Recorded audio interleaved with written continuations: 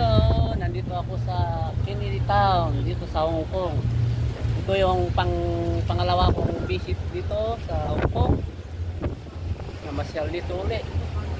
Kasi holiday ngayon, kaya napunta ako dito sa Hong Kong. Para dadaan dito sa igid na sa gilid ng gilid ng dagat. Ayun, mga magarukon, mga barkonan no? Mga barkon, darating yung mga barko yan. Ngayon yung Hong Kong. Dito ako sa gilid ng kalsada. Gilid ng ito.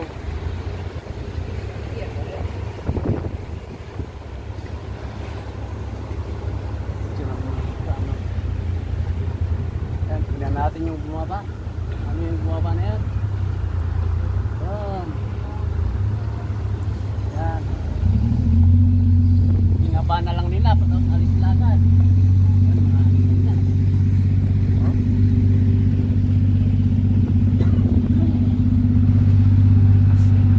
Yan, ito yung baba ng pasayro sa Kennedy. Tapos alis na naman yun. Tingnan yung ibang ano doon. Yun, mga barko. Mga paalis na yun. Mag-deliver ng mga tao doon sa kung saan bansa yun. Tara, ikot tayo dito. Pasyal lang.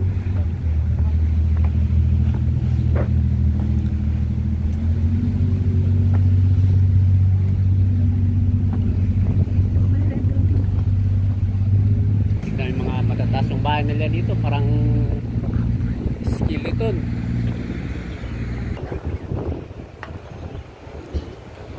Dito ako sa gilid ng seaside.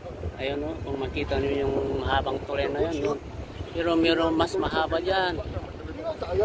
Kaso lang malayo kaya hindi ganong makita. Tingnan yung mga building doon. Tataas.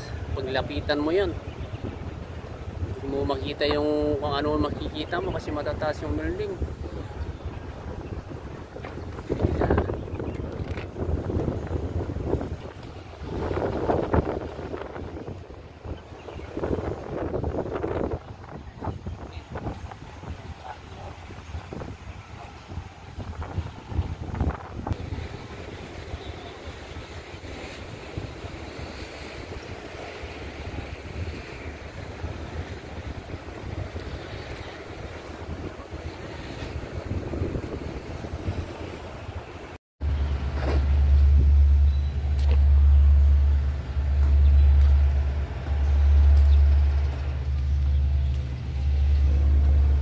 Tignan yung mga puno nila, yung ibang klase.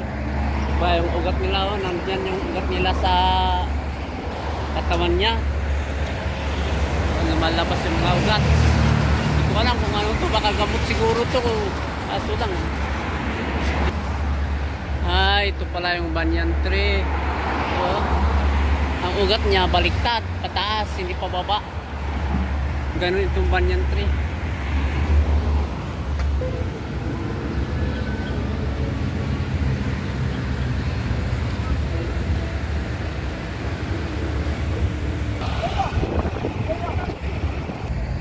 Yan, yung ano na yan, yung Kennedy Town Fire Station. Dito pala yun. Yan, taas.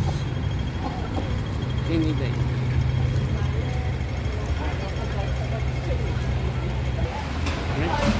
Dito sa Hong Kong, iba yung ano nila, yung scaffolding nila dito. Yung bamboo. Hindi ka sa Pilipinas na sa atin yung ano, bakal. Dito, bamboo. Yung tinatawag niyang kawayan.